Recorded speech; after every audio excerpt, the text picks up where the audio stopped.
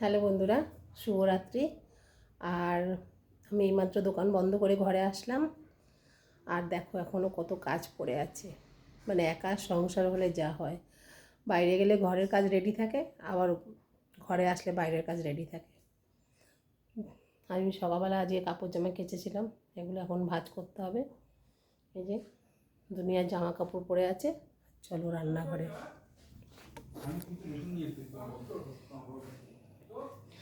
এখান থেকে শুরু করলাম। দেখো এই পুরো এখন সব ছড়ানো ছিটানো।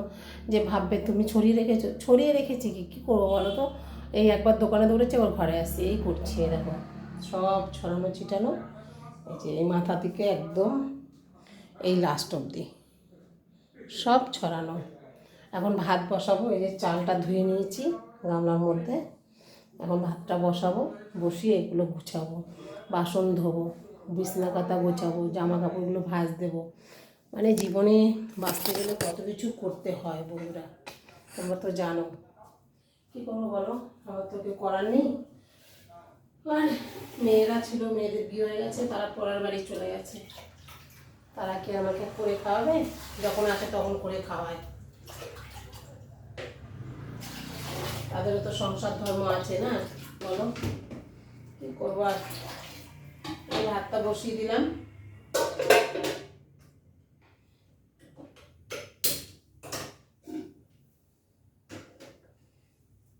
ভাত বসিয়ে দিলাম।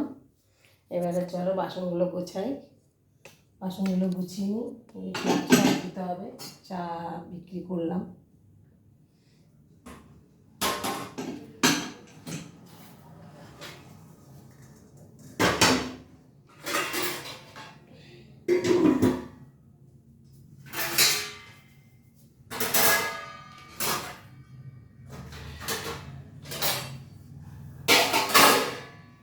জীবনে বাঁচতে গেলে লড়াই করে বাঁচতে হবে, তাই না?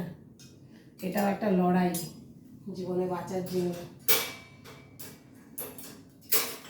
সবাই করে, কম বেশি সবাই করে, আমি একা না, সবাই করে, তাই না? কিন্তু সবার পাশে দাঁড়ানোর লোক থাকে, আমার পাশে দাঁড়ানোর লোক নেই। আমার লোকটা আমার অনেক দিন আগেই ছেড়ে চলে গেছে। 3-4 বছর হয়ে গেছে, 3 বছর হয়ে গেছে সে আমাদের ছেড়ে চলে গেছে।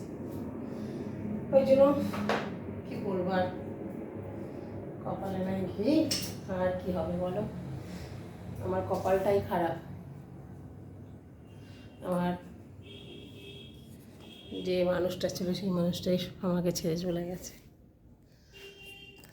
তা চলো আগে জামা কাপড়গুলো ভাঁজ করে নিই। তা চলো বন্ধুরা, যদি আমি কী যে করবো কিছু বুঝতে পারছি না। জামা কাপড়গুলো ভাঁজ দেবো। দেখো মশা, আর প্রচুর মশা, মশার জ্বালায় পাগল। মশার ধূপকাঠি অল আউট যাই জ্বালাও না কেন, মশা বলছে আমি ওসব ডোন্ট কেয়ার। আমি সব এখন অভ্যস্ত হয়ে গেছি। গন্ধ শুকে শুকে ও এখন অভ্যেস হয়ে গেছে। আর শীতে জামা কাপড় কিছু তুলে দিচ্ছি কেচে কেচে, নাহলে পুরো ঘর দৌড় একদম জামা কাপড়ে ভরে গেছে। এটা আমার একটা শীতের সালোয়ার, শালের সালোয়ার। এটা এই কেচে দিলাম, আস্তে আস্তে তুলছি, এখনও প্রচুর বাকি কাঁচা। তা ভাবলাম অল্প অল্প করে কাচি, রোজ রোজ তো কাচতে পারি না। আমার তো একটু প্রবলেম আছে, আমার ঠান্ডার ধাত আছে, অ্যালার্জি আছে, মানে শ্বাসকষ্ট হয় ভীষণ।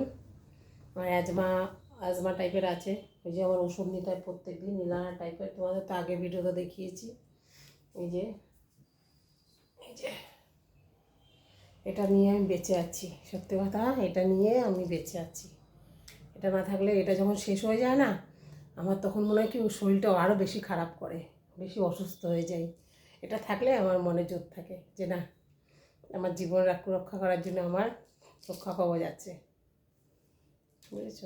এটা দিনে 2বার নিতে হয়, সকালে একবার, রাত্রে একবার, তাহলে ঠিক থাকে। তারপরে তো ঠান্ডা সর্দি কাশি লেগেই থাকে, এটা কোনো কথা না। তা চলো বন্ধুরা, তোমাদের সঙ্গে অনেক গল্প হয়ে গেল, অনেক লম্বা ভিডিও হয়ে গেল। তা ভালো লাগলে আমাকে লাইক করো, কমেন্ট করো, আর প্লিজ আমার ভিডিওটা শেয়ার করে দিও, সবাইকে দেখার সুযোগ করে দিও, আর আমার পাশে থাকার চেষ্টা করো, ঠিক আছে? আমার চোখের এখানটা যিনি একটা কী হয়েছে বুঝতে পারছি না। Tata, bye bye, good night, শুভরাত্রি, তোমাদের রাতটা ভালো কাটুক। চলো।